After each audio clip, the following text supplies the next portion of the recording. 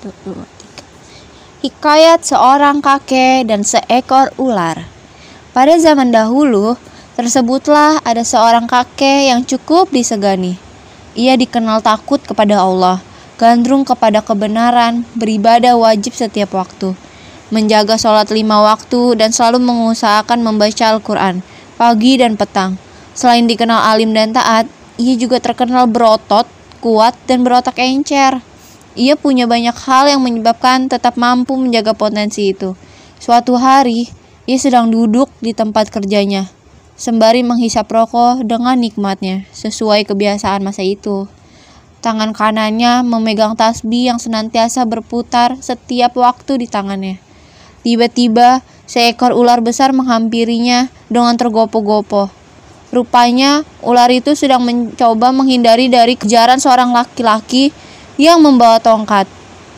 "Kek," panggil ular itu benar-benar memelas. "Kakek kan terkenal suka menolong. Tolonglah saya, selamatkanlah saya, agar tidak dibunuh oleh laki-laki yang sedang mengejar saya itu. Ia pasti membunuh saya begitu berhasil menangkap saya.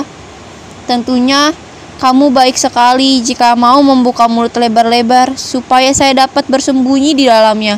Demi Allah dan demi ayah kakek, saya mohon kabulkanlah permintaan saya ini." Kata kakek, "Ulangi sumpahmu sekali lagi." "Takutnya setelah mulutku kubuka, kamu masuk ke dalamnya dan selamat.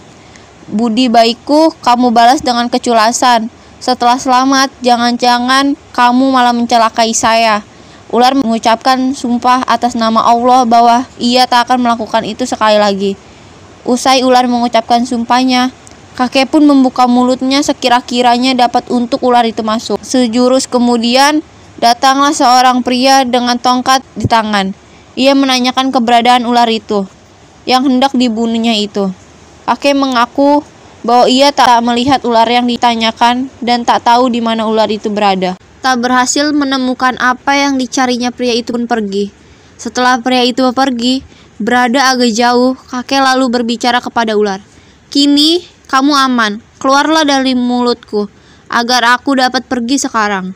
Ular itu hanya menyembulkan kepalanya sedikit, lalu berujar, Kamu mengira sudah mengenali lingkunganmu dengan baik, bisa membedakan mana orang jahat dan mana orang baik, mana yang berbahaya bagimu dan mana yang berguna. Padahal, kamu tak tahu apa-apa. Kamu bahkan tak bisa membedakan antara makhluk hidup dan benda mati. Buktinya, kamu membiarkan saja musuhmu masuk ke mulutmu. Padahal, semua orang tahu bahwa ia ingin membunuhmu setiap ada kesempatan. Sekarang, kuberi kamu 2 pilihan. Terserah kamu memilih yang mana. Kamu mau kumakan hatimu atau kumakan jantungmu. Kedua-duanya sama-sama membuatmu sekarat. Kontan ular itu mengancam. La haula wala quwata illa billahil aliyil azim. Tiada daya dan kekuatan kecuali bersama Allah yang maha tinggi dan agung. Ungkapan geram. Bukankah aku telah menyelamatkanmu? Tetapi sekarang aku pula yang hendak kau bunuh. Terserah kepada Allah yang esa sajalah. Dia cukup bagiku sebagai penolong terbaik. Sejurus kemudian, kakek itu tampaknya terpaku, syok dengan kejadian yang tak pernah ia duga sebelumnya. Perbuatan baiknya berubah penyesalan. Kakek itu akhirnya bersuara, "Sebejat apapun kamu, tentu kamu belum lupa pada sambutanku yang bersahabat. Sebelum kamu benar-benar membunuhku, izinkan aku pergi ke suatu tempat yang lapang. Di sana ada sebatang pohon, tempatku biasa berteduh. Aku ingin mati di sana supaya jauh dari keluargaku." Ular mengabulkan permintaannya. Namun di dalam hatinya, orang tua itu tetap berharap, "Oh, andai Tuhan mengirim orang pandai yang dapat mengeluarkan ular jahat ini dan menyelamatkanku." Setelah sampai dan bernaung di bawah pohon yang dituju, ia berujar pada sang ular, "Sekarang silakan lakukanlah keinginanmu, laksanakanlah rencanamu.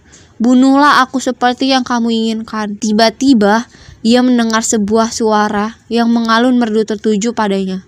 "Wahai kakek yang baik budi, penyantun dan pemurah. Wahai orang yang baik, rekam jejaknya, ketulusan dan niat hatimu yang suci telah menyebabkan musuhmu dapat masuk ke dalam tubuhmu. Sedangkan kamu tak punya cara untuk mengeluarkannya kembali. Cobalah engkau pandang pohon ini, ambil daunnya beberapa lembar, lalu makan. Semoga Allah senantiasa membantumu."